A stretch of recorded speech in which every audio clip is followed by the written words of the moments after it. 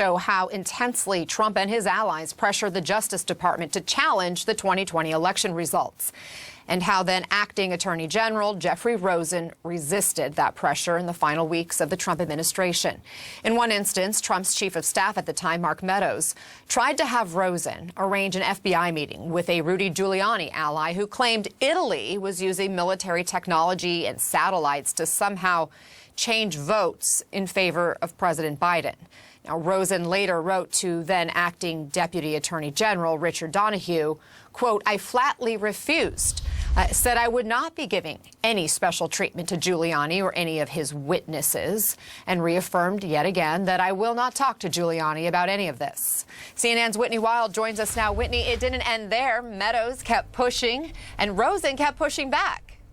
There was really a relentless effort at the end of December and early January by the White House to try to get DOJ to overturn the results of the election. I mean, there were members of the White House reaching out. There was a private attorney reaching out. For example, there was a private attorney who was peddling this lawsuit. He was trying to give it into the hands of then acting Attorney General Jeffrey Rosen because he wanted DOJ to file a lawsuit that would, in effect, seek to overturn the election. So it was a frantic few days.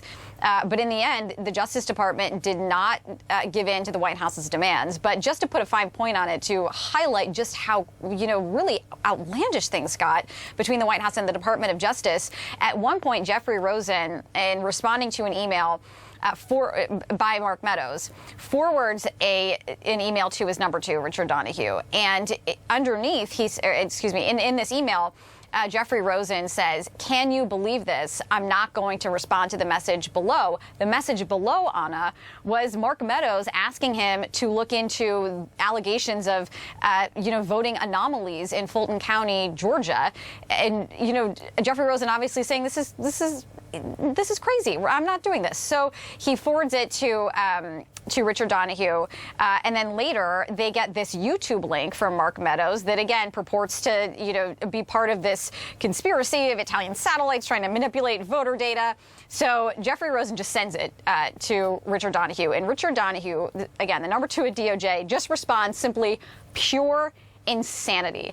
And that captures the hysteria out of the White House that DOJ was trying to deal with in the run-up to the riot, Anna. Just put the timing into context. I mean, that's how hysterical they were at the White House. They were just throwing whatever they could at the wall to try to see if anything would stick, to try to convince DOJ to overturn this election, Anna. What's also so fascinating about this, Whitney, is that this was after then Attorney General Bill Barr was booted from the Trump administration, in part, we believe, because he would not buy into the big lie and was publicly saying that he saw no widespread election fraud. And so then when Jeffrey Rosen took over, I think the idea was for a lot of people that he was going to be the person to do Trump's bidding. So how did all of this end?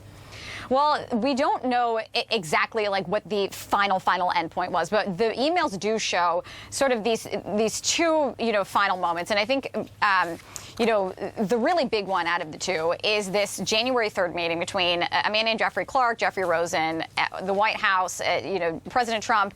And it's sort of this apprentice-style pitch to the president to either make Jeffrey Clark the acting attorney general, keep Jeffrey Rosen as the acting attorney general. At the time, and this is reporting from the New York Times, Jeffrey Clark was pitching himself as someone who might be able to take these election fraud claims to the finish line. So he was, that was his pitch. Jeffrey Rosen, in the end, won out. And there was this sigh of relief. And one of these emails, Anna, a member of DOJ, the executive staff over there, says, in the end, it looks like, basically the rule of law had won. That's not the verbatim, but that's the paraphrasing. He's breathes the sigh of relief and says, it looks like Jeffrey Rosen and the rule of law won, Anna. Yeah, the direct quote is, "It sounds like Rosen and the cause of justice won." Right. Whitney Wild, fascinating. Thank you for that reporting.